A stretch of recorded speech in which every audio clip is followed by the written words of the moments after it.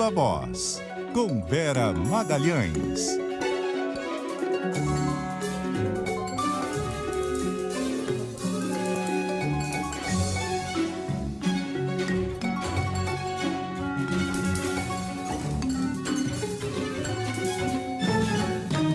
Hoje é aquele dia especial, dia de eleição, segundo turno. Vera Magalhães conosco aqui no estúdio por um tempinho mais generoso que o habitual, conversando com o Leandro Gouveia e comigo. Vera, boa tarde para você. Boa tarde, Cássia. Boa tarde, Leandro. Boa tarde a todo mundo que está em casa ou no carro, indo ou voltando do voto, ouvindo a CBN.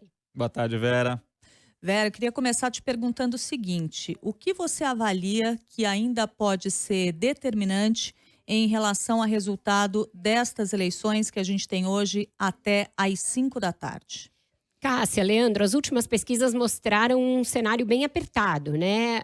Uma situação de quase empate técnico entre Lula e Bolsonaro. A exceção foi o IPEC, que deu uma margem mais elástica, mas fora ele, todos os outros institutos, o Datafolha, a Quest, o MDA e o Atlas, das pesquisas que eu vi, mostram uma diferença na faixa de 52% a 48% dos votos válidos. Então, num cenário assim, a gente ainda pode esperar que alguns fatores influenciem o voto, porque é um voto que está, a estarem corretas essas pesquisas, em movimento. A distância era maior. No Datafolha era maior e na Quest era maior, que tinham ali séries semana a semana. O que parece estar movendo esse fim de semana, né? Uma busca do presidente Jair Bolsonaro por conquistar votos de indecisos e votos nulos no último momento. Daí, ele ter feito uma postagem de 20 itens de coisas com as quais ele diz se comprometer, com as quais não havia se comprometido ao longo de toda a campanha, nem mesmo no debate da Globo, que é uma oportunidade boa para você apresentar esse tipo de propostas. E muitas dessas coisas com as quais ele se compromete, foram praticadas ao avesso no seu governo, como a questão do respeito às instituições, a relação com o judiciário e a relação com a imprensa, para ficar só em algumas. Então, parece ser uma tentativa de última hora, primeiro, de conter o desgaste com o bang-bang promovido pela deputada Carla Zambelli ontem numa rua dos Jardins. E segundo, para conquistar esse eleitor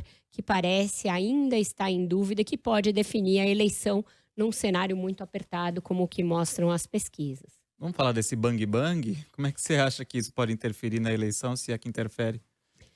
Leandro, o Brasil de 2022 é muito difícil de ler sob a ótica da normalidade, né? Porque se você imaginar uma semana que começou com um ex-deputado federal, presidente de um partido, jogando granadas em policiais federais e atirando com fuzil nesses mesmos policiais, você imaginaria que isso causaria um estrago grande na campanha do presidente Jair Bolsonaro, que é apoiado por ele e que o apoiou até esse incidente. Dizia que sua prisão era injusta e tal. Estou falando em relação ao Roberto Jefferson. Mas, se as pesquisas estiverem certas, o presidente até cresceu um pouco ao final dessa semana, que teve isso e que teve uma tentativa visivelmente desesperada por parte da sua campanha à reeleição de tentar transformar num carnaval, num escândalo, um incidente ainda não claro e mesmo que tenha ocorrido muito menor de supressão de inserções de rádio em rádios do interior. Então, as pessoas parecem não estar reagindo conforme o que você imagina, que pessoas não vão gostar de instabilidade às vésperas do pleito, que elas não vão apoiar atos violentos contra policiais ou contra pessoas desarmadas no meio da rua na véspera da eleição. Mas, como nada disso parece impactar a candidatura do presidente Jair Bolsonaro, é difícil da gente fazer uma análise sobre o que esse incidente com a deputada Carla Zambelli poderá ocasionar. Mas o que a gente tem, do ponto de vista factual, e aí para além do que pode causar ou não nos eleitores, é uma deputada descumprindo deliberadamente uma decisão judicial que diz que pessoas não podem portar armas, a não ser que sejam agentes de segurança nas 24 horas anteriores e posteriores às da eleição. dizendo que fez isso porque a ordem é ilegal, sendo que não cabe a ela individualmente fazer uma rebelião, uma desobediência civil em relação a uma decisão judicial, com a qual, ainda que ela discordasse, ela tinha ou de recorrer na própria justiça ou de apresentar um projeto de lei como deputada tentando rever. Nunca desobedecer pura e simplesmente. Achei curioso o argumento que ela usou. Eu uso arma para me defender, né? Os bandidos não vão respeitar a lei. Mas ela também não está respeitando, ela se equipara aos bandidos para usar arma. Ela faz uma defesa explícita da não obediência a uma decisão judicial e diz que hoje iria votar armada igualmente, o que também é um absurdo. Ela prestou um depoimento e conseguiu sair com a arma que ela brandiu no meio da rua na cintura. Quem que não fosse um deputado federal, numa condição como essa, não teria essa arma apreendida? Por que a arma dela não foi apreendida? Então, são muitas questões que nos levam a ver que nem esse episódio está sendo tratado em condições normais e segundo as regras que valem para toda a população brasileira. Né? Ir votar, não sei se você concorda comigo, me parece mais absurdo, porque essa resolução do TSE diz que não se pode votar e não se pode estar a 100 metros, né, do local de votação armado, né? Tem essa especificidade. Né? Então, alguém fez algum tipo de revista? Alguém fez alguma verificação? A deputada já votou? Eu não acompanhei o noticiário agora de manhã da votação dela, mas é essa situação colocada. O assessor dela teve a prisão decretada, um dos que estavam também armados, e esse chegou a atirar.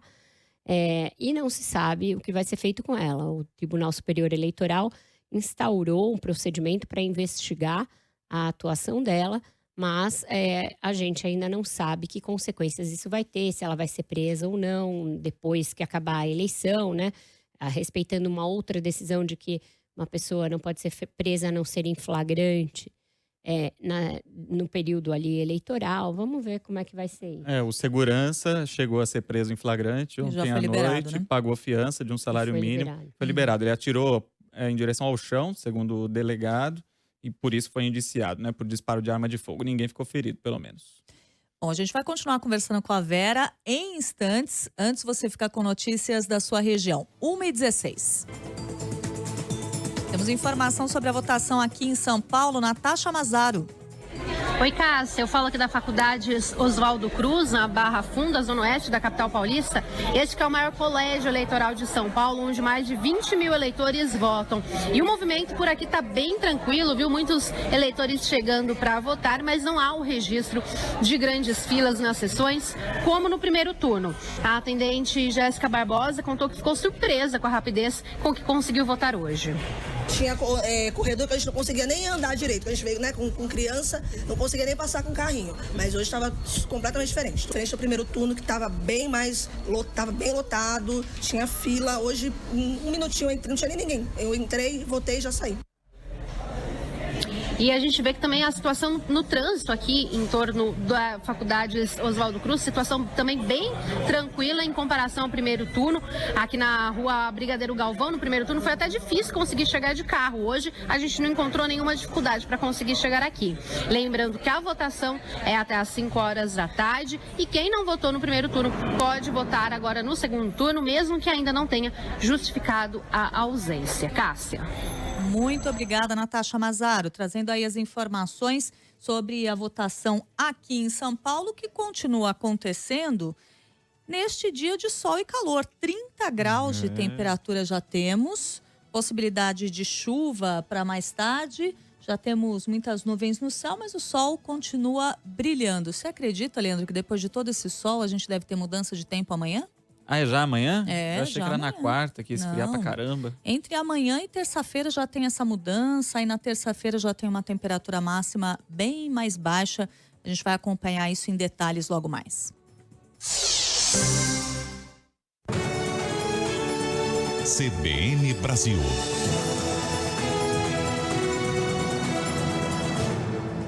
Estamos de volta com esse Viva Voz especial. Vera Magalhães conosco aqui no estúdio.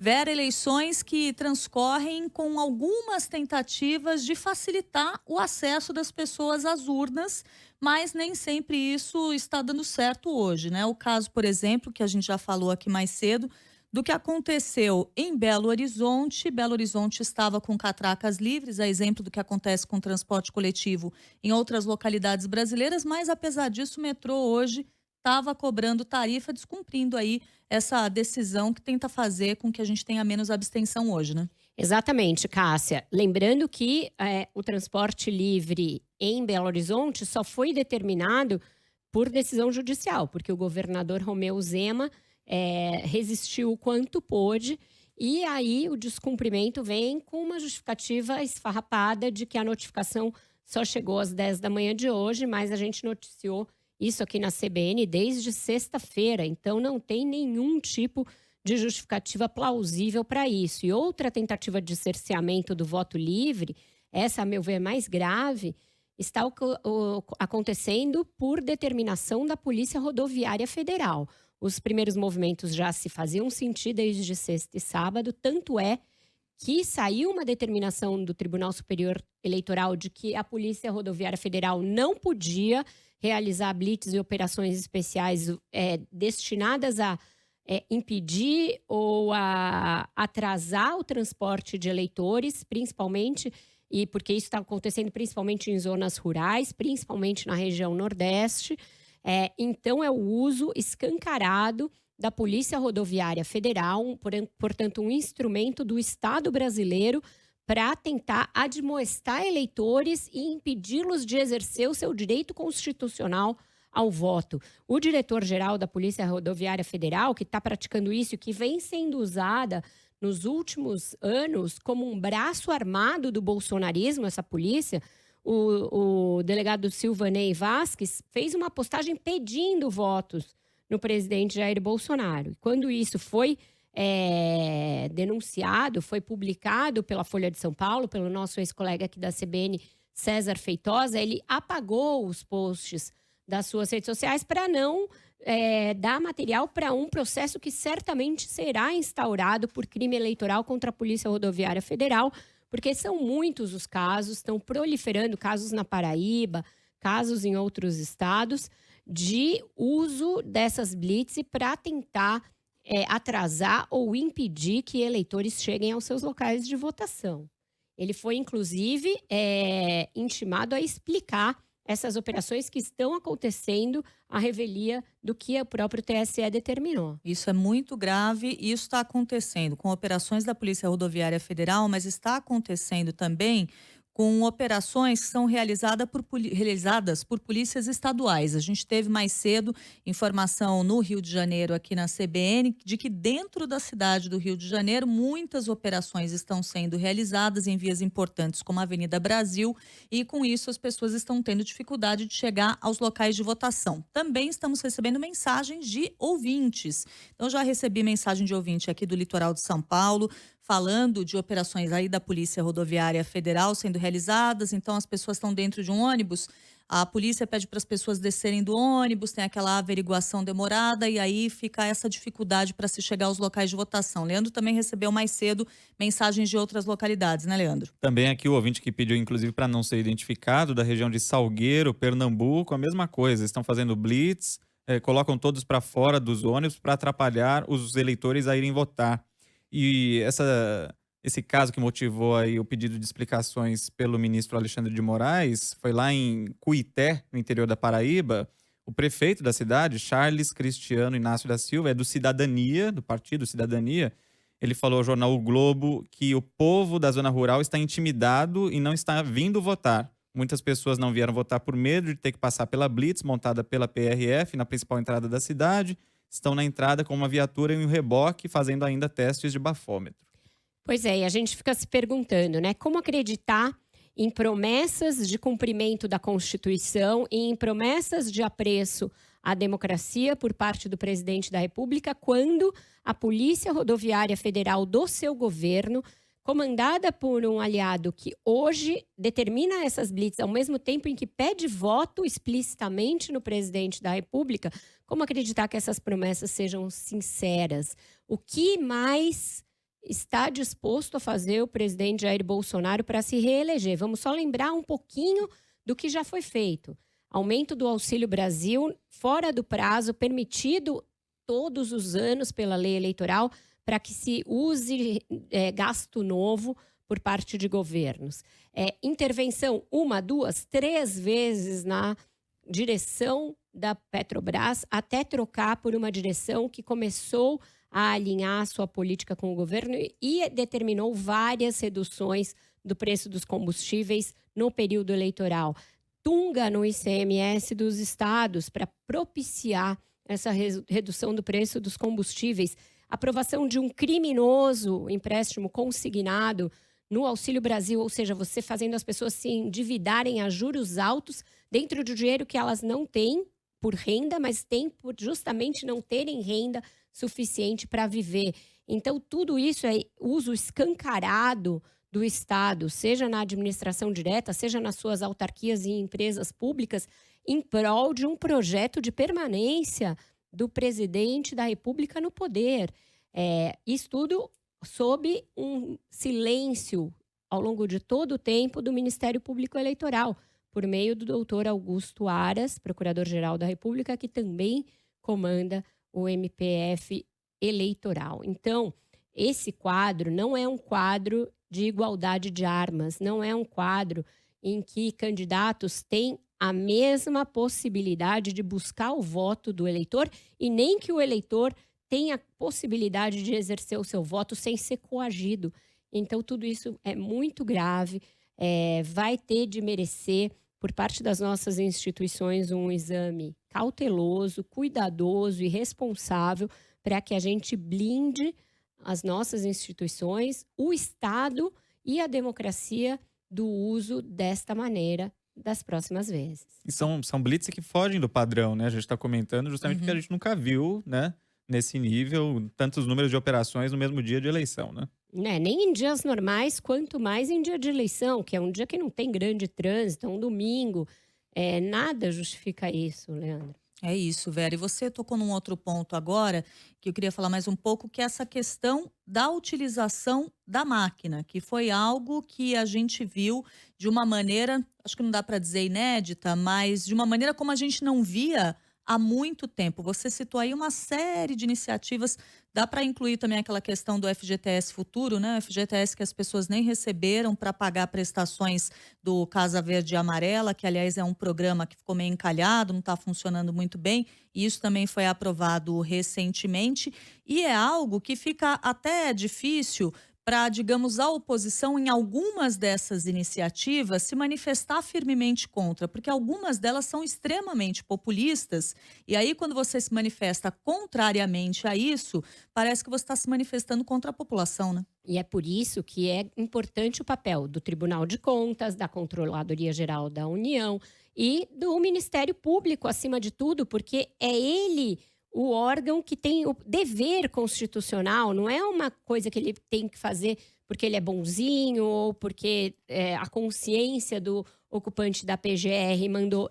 É a Constituição quem diz que cabe ao Ministério Público ser o defensor da sociedade nas causas públicas. Então, pode até parecer que seja defender a sociedade, aprovar medidas que são populistas e que podem ser benéficas num primeiro momento, mas ele tem de olhar para as contas públicas e entender se esses gastos são sustentáveis. Ele tem de olhar para a lei eleitoral e ver se isso é legal. É ele quem tem de olhar para a Constituição e ver se isso não configura abuso de poder político e abuso de poder econômico numa eleição, que são fatores que podem levar, inclusive, à inelegibilidade e à cassação de chapas. Está dito na lei eleitoral e está dito na Constituição, mas tudo isso foi relevado. A oposição, a meu ver, deu muita colher de chá para o Bolsonaro usar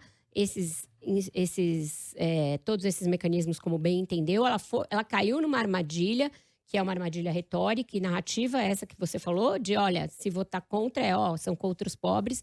Mas, lembremos, o presidente teve 4 anos para instituir todas essas medidas. Ele teve 4 anos para fazer uma política social que enfrentasse o desemprego, que enfrentasse a pobreza, que enfrentasse a volta do Brasil ao mapa da fome, que são todas essas notícias, estatísticas e dados muito mais antigos do que os últimos 3 meses perto da eleição. Foi o fato e a constatação de que Bolsonaro caminhava para possivelmente perder a eleição no primeiro turno, que levaram a pisar no acelerador, levaram o Paulo Guedes a rasgar tudo que ele sempre defendeu em termos de política econômica e investir pesadamente em algo que, levado ao pé da letra, configura tentativa de compra de votos com o uso do dinheiro público. A Vera Magalhães continua aqui conosco. A gente vai fazer uma rápida pausa para o repórter CBN e já a gente retoma essa conversa. Combinado.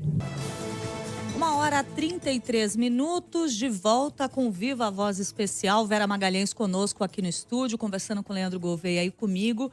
Vera, você sabe que hoje cedo eu estava conversando aqui com o Milton Jung e a impressão que a gente tem é que tudo nessas eleições já faz muito tempo que aconteceu e às vezes são episódios surpreendentemente recentes. Caso do debate da última sexta-feira que nós tivemos entre os dois candidatos à presidência da República na TV Globo. Sei que você acompanhou com muita atenção, como você vem fazendo com tudo que acontece nessa campanha eleitoral.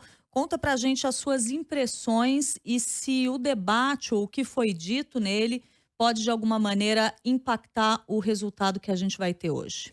Veja só, né, Cássia, como tudo nessa eleição é mais difícil e menos óbvio, né, da gente prever. O debate transcorreu e aí todos os grupos focais e as pesquisas qualitativas e os analistas convergiram para isso, com uma superioridade do ex-presidente Lula em relação a Jair Bolsonaro no confronto direto. Lula estava mais calmo, encaixou frases mais bem colocadas. Bolsonaro estava muito tenso, muito nervoso, com um semblante contraído e no final cometeu até o ato falho de pedir voto para deputado federal, concedeu uma coletiva em que perdeu a paciência em vários momentos, demonstrando não estar satisfeito com o próprio desempenho, mas debate depende muito do recorte que você faz e da brecha que você encontra para usar.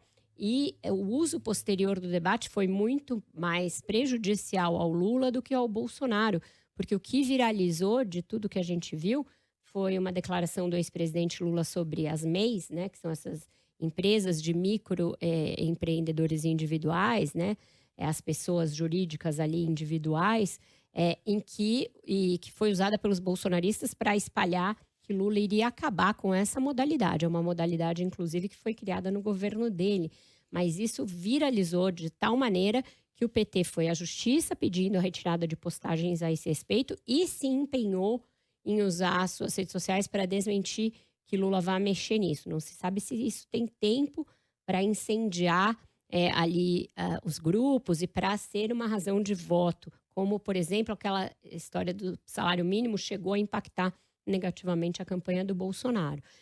Então, a leitura do debate também não é tão óbvia e tão dicotômica. Um foi bem, o outro foi mal. Um foi bem melhor que o outro, mas aquilo que saiu do debate, que viralizou, foi muito mais prejudicial ao Lula do que ao Bolsonaro.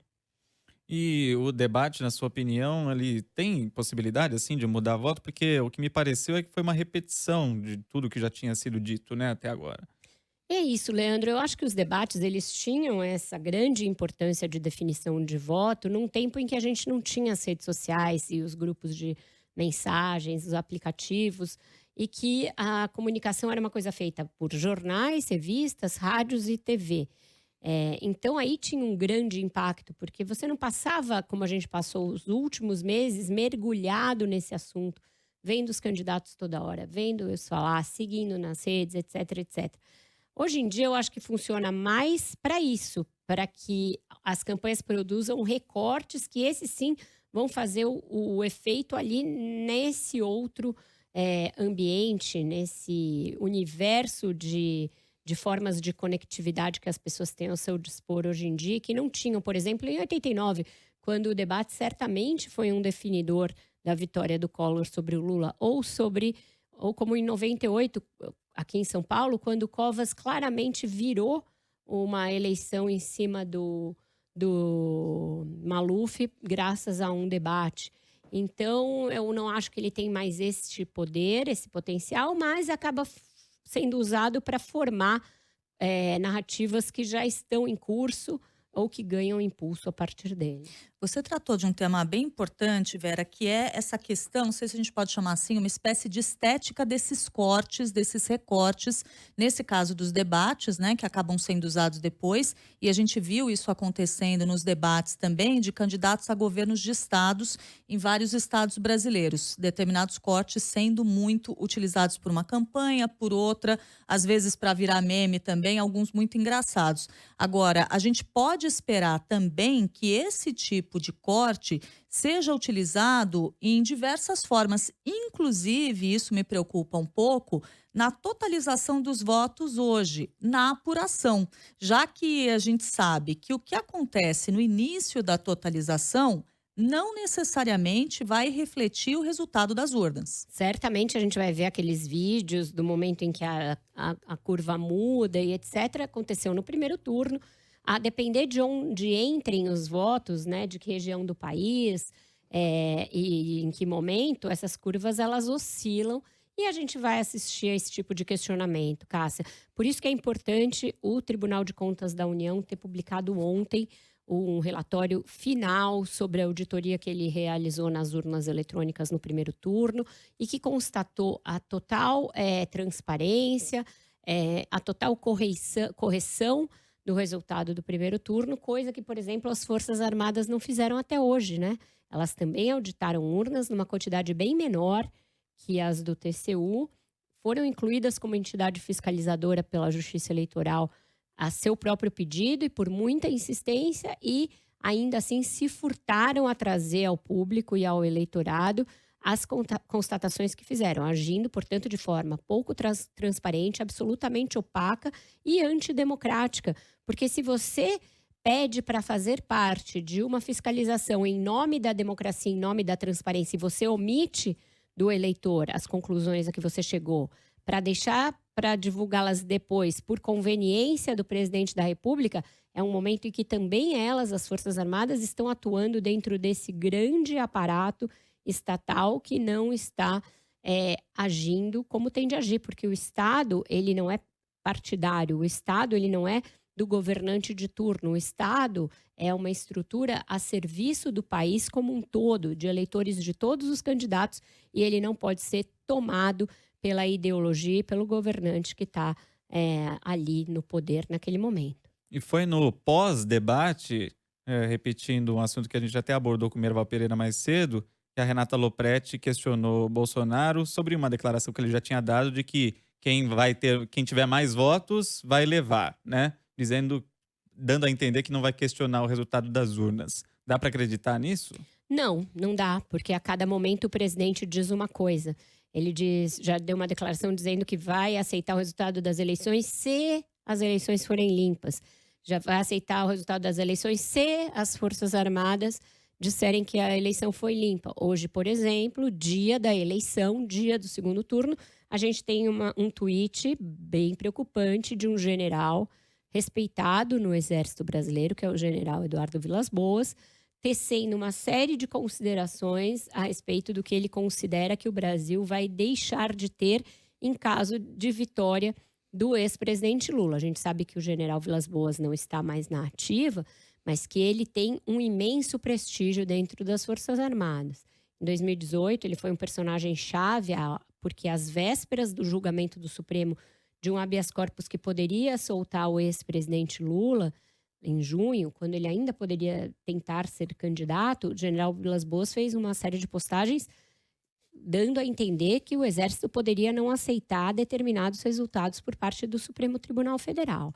Então, uma manifestação dele agora tem a possibilidade de incendiar um setor das Forças Armadas. Tudo isso coloca em xeque essa declaração do presidente para Renata Lopretti e mesmo aquela postagem dele com vários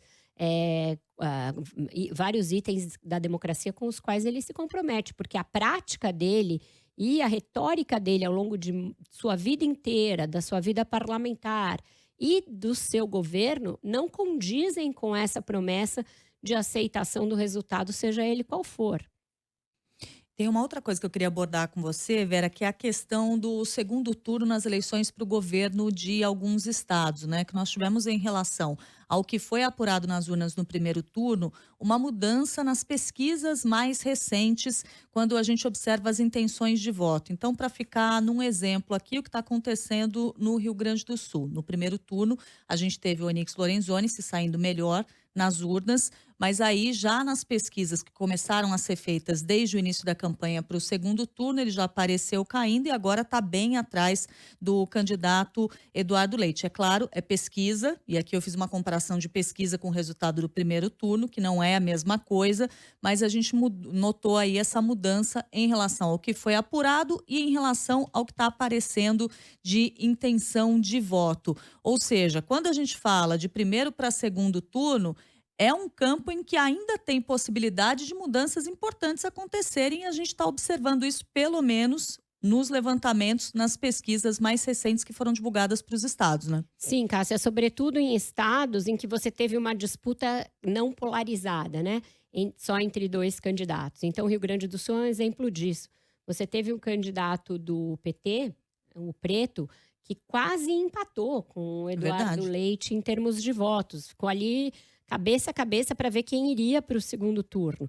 E, logicamente, os votos do PT tendem a ir mais para o Eduardo Leite do que para o Onyx Lorenzoni. Então, já era esperado que ele largasse na frente, que ele passasse à frente do candidato bolsonarista, mesmo não tendo feito uma declaração de voto em Lula, como os petistas esperavam. Ainda assim, o PT diz que, diante das opções que sobraram no segundo turno, indicava o voto no Eduardo Leite. Além disso, o Rio Grande do Sul pode ser um exemplo contrário ao que eu falei antes, onde os debates têm peso para, pelo menos, cristalizar uma oposição que já deveria haver, porque o Onyx Lorenzoni, nos debates que ocorreram, mostrou um lado negacionista e descortês com o seu adversário, preconceituoso, homofóbico, tudo que já se sabia que ele pensava dessa maneira, mas ele exacerbou à luz de todo mundo com uma audiência grande e depois com os recortes que foram muito variados. Então, é um caso em que esse orgulho bolsonarista, ele parecia acreditar que, como o bolsonarismo elegeu pessoas pelo Brasil inteiro, para Senado, para governos, e colocou o próprio Bolsonaro no segundo turno, era chique e bacana e aceito pelo eleitor você externar certas posições como ele fez. Mas se esqueceu de ver, de olhar para o estado que ele tá, para ver que o Bolsonaro sim está liderando, mas que o terceiro candidato mais votado foi do PT, que isso provavelmente faria esses votos desaguarem no seu adversário. Eu olhei aqui para o Leandro, ele tá com aquela carinha de quem vai fazer uma pergunta. Nossa, a Cássia é fiscal do cronômetro hoje. Fiscal do cronômetro. Então faz o seguinte, essa pergunta aí que eu sei que você quer fazer, Leandro, guarda mais um pouquinho. Em 3 minutos, a gente volta a conversar aqui com a Vera Magalhães. Free Leandro. 1h45.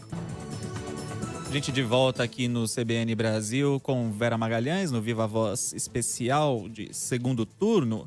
A gente falava sobre uma disputa local antes do intervalo, lá no Rio Grande do Sul, né? Entre Eduardo Leite e Onyx Lorenzoni. E outro caso curioso acontece em Pernambuco, né? Raquel Lira e Marília Reis na disputa. Houve uma virada também, né?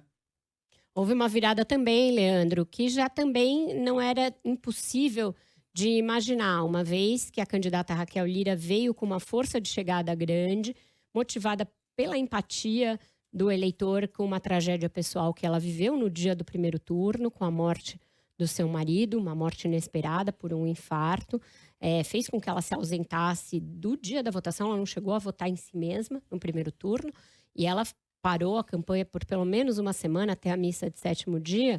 E houve um episódio logo no início, logo na largada, de um pedido para o adiamento do início do horário eleitoral, que as campanhas poderiam acordar ou não, e a campanha da deputada Marília Reis não a concordou. Isso aí foi também um fator que também maximizou e ampliou essa solidariedade em torno da candidata do PSDB.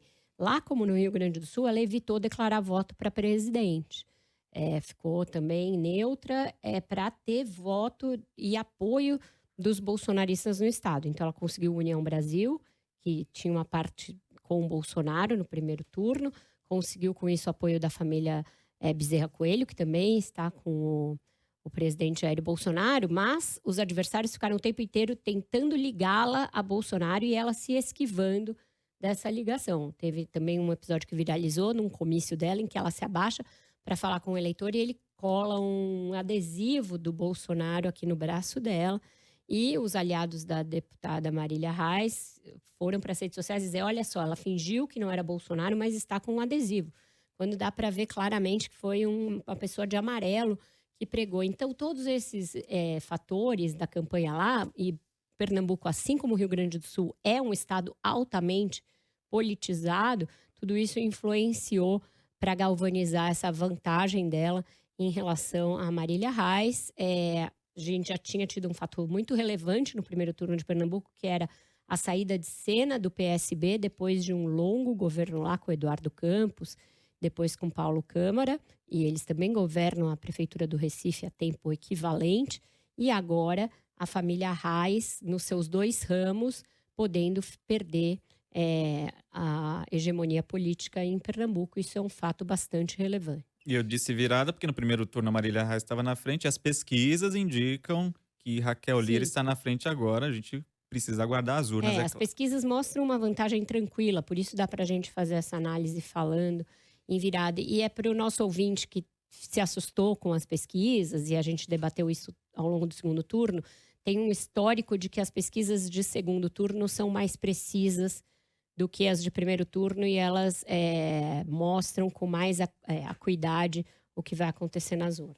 Por falar em pesquisa para o segundo turno, na Bahia, os 2 candidatos, de acordo com a pesquisa IPEC mais recente, estão em empate técnico. E na Bahia a gente observa também uma coisa que aconteceu, você estava explicando aí para a gente em Pernambuco, que é essa recusa, digamos assim, de um dos candidatos ter Jair Bolsonaro no palanque. Aí a gente está falando do ACM Neto, né? Pois é, mas o presidente Bolsonaro esteve na Bahia e declarou apoio ao ACM Neto. Então, é por óbvio que o eleitor dele, da Bahia, e lá Bolsonaro não tem uma grande votação, a diferença é acima de 60 a 40 para o ex-presidente Lula. Eu não vi os levantamentos mais recentes, mas estava em 65 a 35, mais ou menos assim. Esses eleitores irão necessariamente para o ACM Neto, mas ele consegue furar essa bolha, ter mais votos do que os do Bolsonaro e até entrar no eleitorado do Lula, graças ao governo dele na Prefeitura de Salvador, que foi considerado um governo exitoso em 2 mandatos. Ele elegeu o seu sucessor em primeiro turno com extrema facilidade, então ele largou em muita vantagem na capital da Bahia e contava com um certo desgaste de material do PT, que governa o estado há muito tempo. Mas a campanha do Lula e a força de chegada da máquina petista tornaram o candidato do PT, Jerônimo, competitivo, a ponto da gente chegar agora à eleição sem saber direito. Lá não dá para cravar o que vai acontecer, porque no primeiro turno foi uma vantagem do ACM Neto quase a campanha inteirinha, com possibilidade de vitória no primeiro turno. Essa possibilidade não se confirmou e um segundo turno muito parelho entre os dois. Lá não dá para apostar nada. O que a gente tem nesse momento da pesquisa mais recente é o candidato do PT, Jerônimo Rodrigues, com 51% das intenções de voto, contra 49% do ex-prefeito de Salvador, ACM Neto. Vamos falar de São Paulo? Vamos falar de São Paulo. Tarcísio de Freitas, Fernando Haddad, quase um espelho, né, da disputa nacional, Bolsonaro versus Lula. Os petistas passaram a última semana muito eufóricos com o levantamento do IPEC, que mostrava uma distância pequena entre Tarcísio de Freitas e Haddad, mas os levantamentos desse sábado já jogaram uma água nessa fervura. Mostram o candidato do republicano com uma vantagem fora da margem em relação ao petista, espelhando também uma vantagem do presidente Jair Bolsonaro em relação a Lula aqui no estado. Mas o que eles comemoram foi o fato de não ter disparado essa vantagem de Bolsonaro em relação a Lula. São Paulo e Minas são estados olhados com muita atenção por concentrarem os 2 maiores eleitorados do país. E em Minas, que era uma expectativa de virada, que que o bolsonarismo nutria, pelo fato do Zema apoiar o presidente, de muitos prefeitos terem sido trazidos para a campanha pelo governador Romeu Zema. Ali essa virada não ocorreu de acordo com as pesquisas. Mesmo os levantamentos de ontem ainda mostram uma vantagem do ex-presidente Lula em Minas em relação ao Bolsonaro. E Minas tem sido o retrato fiel do Brasil, tem espelhado exatamente o que acontece na eleição nacional. Então, a distância é muito similar à distância nacional. E em São Paulo, uma vantagem do Bolsonaro, mas que não é uma grande vantagem capaz de definir a eleição. Então, o Nordeste e Minas seguem, por enquanto, assegurando a vantagem que Lula demonstra ter nas pesquisas. Sempre bom ressaltar nas pesquisas. A gente não sabe se vai ter ainda algum fator de mudança de voto neste dia da eleição. Nós ainda temos algumas horas aí de votação até às 5 da tarde. Esse cenário de São Paulo, considerando o cenário nacional, de alguma maneira me preocupa, Vera, porque como você estava dizendo, né, o que a gente tem aqui em São Paulo, em relação à pesquisa Datafolha, o candidato de Jair Bolsonaro, Tarcísio de Freitas, está em franca vantagem. Na pesquisa Datafolha ele aparece com 53%, contra Fernando Haddad, candidato de Lula, que tem 47%. Na IPEC, aí a gente tem a situação de empate técnico, mas no Datafolha o Tarcísio está aparecendo com bastante vantagem. Na pesquisa nacional, o presidente Lula aparece com vantagem em relação a Jair Bolsonaro. E se a gente tiver o que as pesquisas estão mostrando, e a gente sempre lembra que pesquisa é um retrato de momento, que pesquisa não é previsão do que vai acontecer nas urnas, a gente pode ter presidente Lula eleito no âmbito federal e pode ter o Tarcísio de Freitas eleito em São Paulo. E aí a gente já imagina o tipo de confusão que a gente pode ter aqui na capital paulista. Já tem até decisão da Justiça em relação a quem poderia usar a Avenida Paulista para comemoração, que seria o candidato que vencer no âmbito federal. Então, quem vencer a disputa para presidente da República é quem vai poder usar a Paulista para comemorar. Agora, se a gente tiver esse resultado misto aí, a gente tem um potencial para confusão em São Paulo, hein? Potencial para confusão, lembrando que o Bang Bang promovido pela deputada Carla Zambelli e os seus seguranças ocorreu nessa região da Avenida Paulista, um pouco mais para baixo, nos Jardins, e havia uma passeata do PT acontecendo horas antes na Paulista, com a presença do ex-presidente do Uruguai, o Mujica, o Lula e o Haddad. Então, sim, esse paiol de pólvora está montado e meio acaba sendo uma metáfora do Brasil, né, Cássia e Leandro? A gente sai com um país muito dividido, muito polarizado e muito agressivo dessa eleição. Esse não é um processo que começou agora, ele remonta pelo menos a 2013, com aquelas jornadas de junho de 13, em que havia um descontentamento difuso e difícil de captar com a política. Resultou ali numa eleição já polarizada em 14, um impeachment em 16